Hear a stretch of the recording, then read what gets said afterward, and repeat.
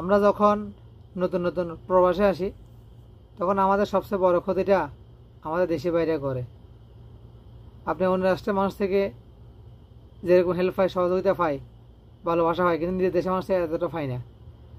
আপনি পাকিস্তান বলেন, India, Sudan, মিশর, ইয়ামান, তুর্কি, সুরি, সব রাষ্ট্র থেকে মানে যেরকম হেল্প পায়, সহযোগিতা করে, কিন্তু নিজের দেশের মানুষ এটা করে না। ওরা আরও বড় ক্ষতিটা করে।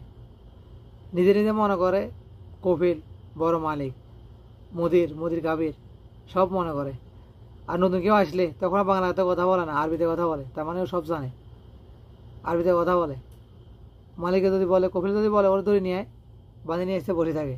যদি বলে ও কোথায়, ডিউটিতে আসলে বলে ডিউটিতে আসে না, কাজ করলে বলে কাজ করে না। তো আমার সাথে যেটা হয়েছে আমি সেটা বলতেছি। তো আমি যখন নতুন আসছি তখন আমার সাথে সবাই আরবিতে কথা বলে। নতুন মানুষ আসছি, না হলে একটু সহযোগিতা করবো, হেল্প করবো, না সেটা না, সব উল্টোপাল্টা ডিসিশন, উল্টোপাল্টা কথা আমার আরবিতে গালি দেয়। তা আমি নেটে এটা চার্জ করে দেখি গালিটা কী দিছে। ফতে যখন ওরে এটা দিছি আর ও আমাদের টাকা দিছি, কিন্তু আমি আরবি ভাষা কীভাবে জানি। তো এটা হচ্ছে আমাদের অবস্থা। তারপর আপনি আসেন ইন্টারভিউ।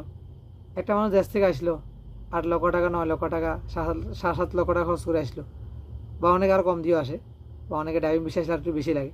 যেমন আমার 7-8 লক্ষ টাকার মতো লাগছে আমার। তো আসলে নাহলে এই মানুষের দেশ থেকে আসছে, ওরা একটা সান্ত্বনা দিই, ওরা একটা বুদ্ধি দিই, ওরা একটা পরামর্শ দিই, এগুলো কিছু নেই।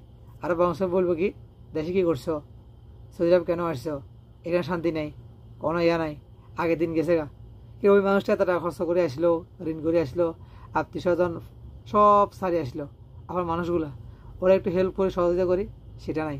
আরও বরং আরও ওরে মানে মানসিক পেশা দিয়ে একদম শেষ করে দেব।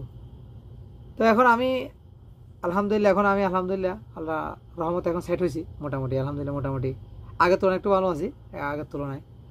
তো এখন আমি যে আমার সামনে যে কোনো বাঙালি আসে, কোনো বাঙালি বাইরে আসে, আমি যতটুকু পারি এতটুকু আমি সহযোগিতা করি। কিন্তু আমার সাথে যেটা করছে আমি মানে সেটা থেকে শিক্ষা নিয়েছি, যথেষ্ট পরিমাণ সহযোগিতা করি। আসলে কিন্তু এটা ঠিক না। একজন বাঙালিরা ফাইলে কথা বলি, সহযোগিতা করি, কিন্তু সেটা না। কিন্তু আরও কি উল্টা বাসটা মারাতে, মানে আমাদের বাসটা আমাদের বাংলাদেশে বাইরে মারতে, বাইরে কেউ মারতে হয় না। এটা সেই অবস্থা। আসলে আপনার মন মানসিকতা, মেন্টালিটি এটা আসলে চেঞ্জ করা দরকার, নাহলে লাভ হবে না। তখন যে মানুষগুলো আমাকে বলছে, ইন্টারভিউ নিছে, তখন সেই মানুষগুলো কিছুদিন আগে আসে আমার বলে, তুমি তো একদম ঠিক আছে, পারফেক্ট, আমি তো মনে করছি তুমি টিকবে না, তুমি চলে যাবে এসেই। দেখেন মানে এক এক মানুষের দুই মুখী সাপ বলে না এরকম, দেখেন কীরকম।